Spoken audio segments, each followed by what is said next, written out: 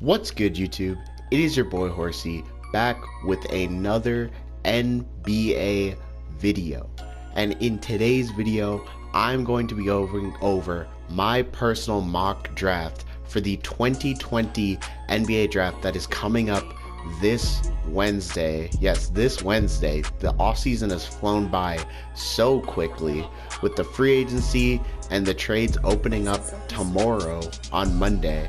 The draft is finally here, and these are my personal picks for who I think is going to be picked where in the top 10 picks of the draft. If you agree with me and you want to see more NBA content, make sure to go down below, make sure to like, subscribe, leave comments about where you guys think these guys are going to be drafted, and let's get straight into it. With the number 1 pick in the draft, I have the Minnesota Timberwolves selecting shooting guard out of Georgia, Anthony Edwards.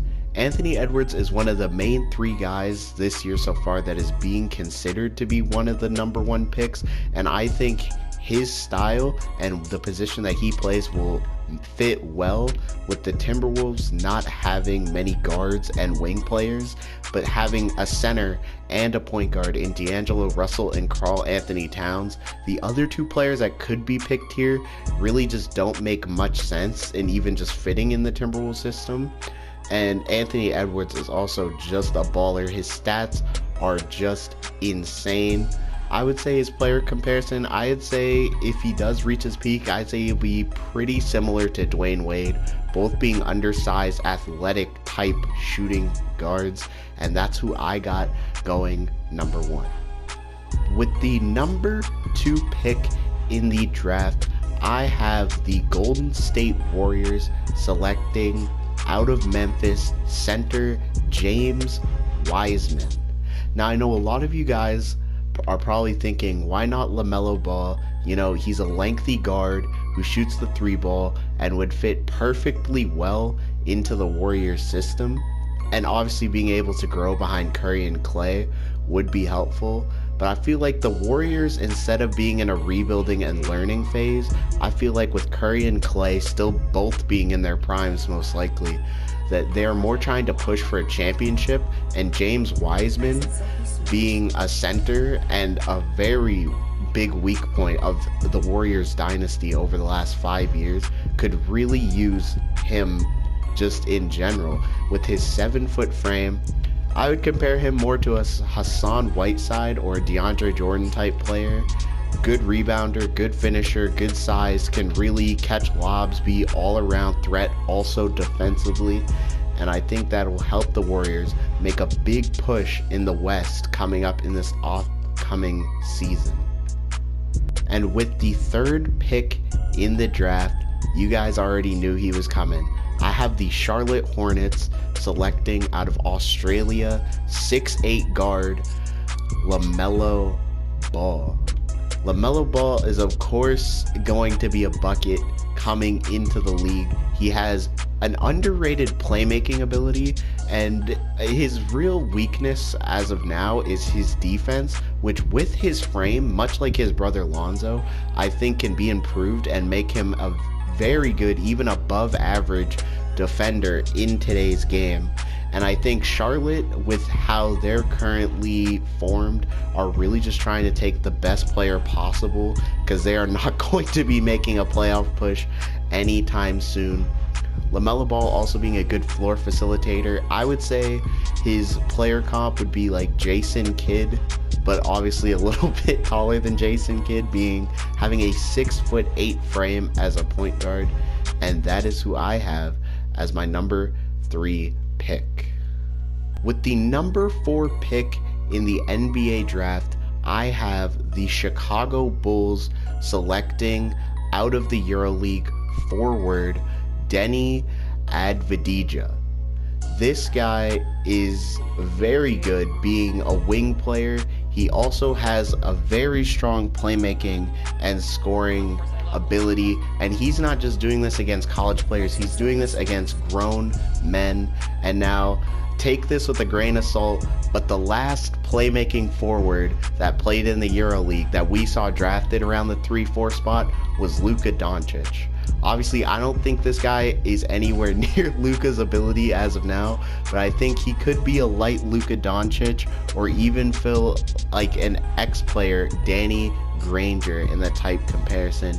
Just check out these highlights here. He is a bucket, and just like the Chicago Bulls and the Charlotte Hornets, I think they're both in a position where they're really just trying to take the best player that they can.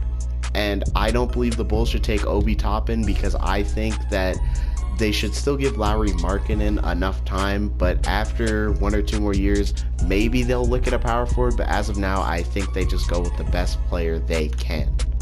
And speaking of Obi Toppin, with the number 5 pick in the NBA draft, I have the Cleveland Cavaliers selecting Obi Toppin out of the NCAA. This guy is a 6'9" power forward, and you might be thinking, why would the Cavs select a power forward? They already have Kevin Love. I personally am a believer that the Cavs should move on to Kevin Love. They can build a new system around Colin Sexton, obviously Darius Garland, 2 strong guards. So picking up Obi Toppin to fit with his play style, I think Amari Stoudemire is a good comparison and a good peak for him. I think he can help right away in the Bulls system, being a nice solid power forward. He can score the ball, he can play defense, he can really do a little bit of everything. I wouldn't say he's too special at anything though, which is why I have him outside of the top 4.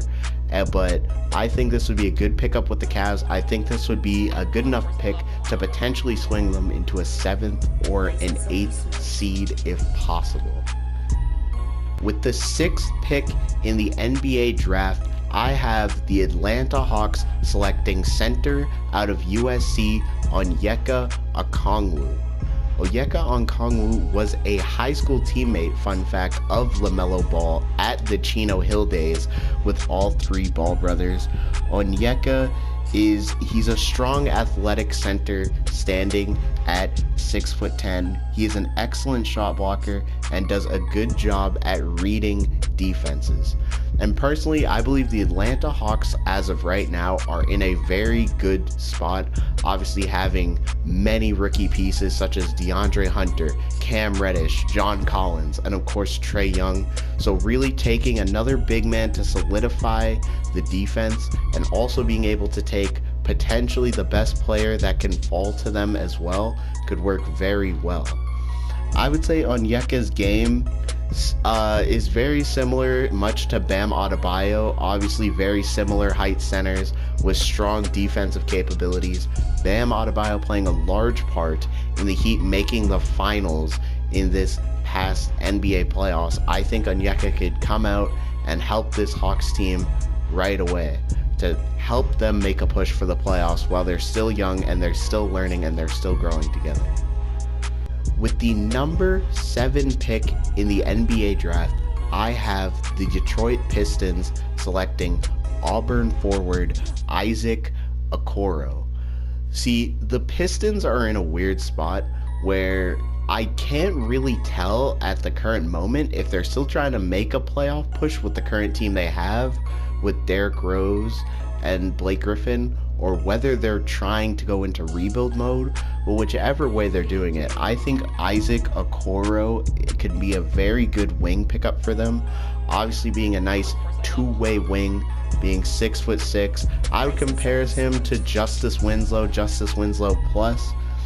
Obviously he has good athletic ability, fantastic defense, and can really, again, I feel like I'm saying this a lot, but help this team right away, can learn and grow from veterans such as Blake Griffin, Derrick Rose, and potentially grow into a very good 2-way defender eventually someday. And that's who I have going number 7.